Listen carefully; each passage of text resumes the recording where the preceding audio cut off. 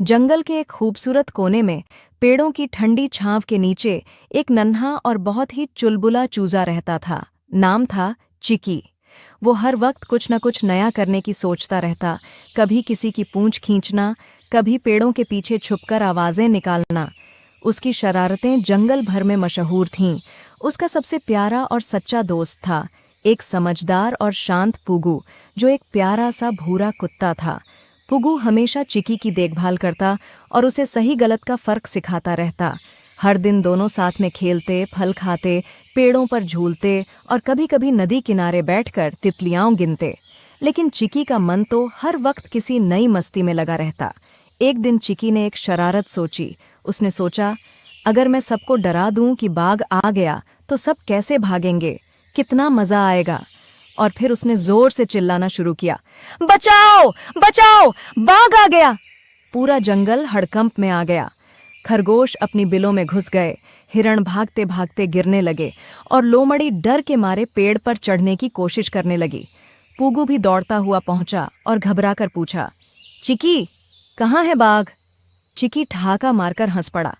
अरे अरे, मजाक था, देखो तो सब कैसे डर गए। पुगू को गुस्सा आ गया। उसने गहरी सांस ली और बोला, चिकी, ये कोई मजाक नहीं है। झूठ बोलकर डराना बहुत बुरी बात होती है, इससे सबका भरोसा टूटता है। चिकी को बात समझ नहीं आई। उसे तो बस अपनी चालाकी पर हंसी आ रही थी। अगले दिन उसने फिर वही किया, बचाओ, बाघ आ गया। इस बार भी कुछ जानवर भागे, लेकिन कई जानवरों ने कहा, अरे रहने दो, ये तो वही चिकी है, फिर मजाक कर रहा होगा। अब चिकी को ये खेल और मजेदार लगने लगा। वो रोज यही करता और सबका मजाक उड़ाता। लेकिन एक दिन जंगल में सचमुच बाघ आ गया। चिकी अकेला एक पेड़ के नीचे बैठकर बीज खा रहा था। तभी झाड़ियों में अजीब सी आवाज आई। वो थोड़ा चौंका और जैसे ही उसने सामने देखा, एक असली बाघ उसकी ओर धीरे धीरे बढ़ रहा था। उसकी आंखें लाल थीं और दांत बाहर निकले हुए। चिकी डर के मारे कांपने लगा। उसने डरते डरते चिल्लाना शुरू किया, बचाओ, बाघ आ गया, बचाओ, कोई तो बचाओ। लेकिन इस बार कोई नहीं आया। सबको लगा कि ये फिर वही मजाक है। चिकी की आवाज सुनकर सब जानवर बोले, अब कौन उसकी बात माने, रोज तो मजाक करता है। चिकी रोते रोते मदद मांगता रहा, लेकिन कोई नहीं आया। तभी दूर से पुगू को कुछ अजीब सा महसूस हुआ। उसे चिकी की आवाज में डर और सच्चाई नजर आई। वो बिना देरी किए दौड़ पड़ा।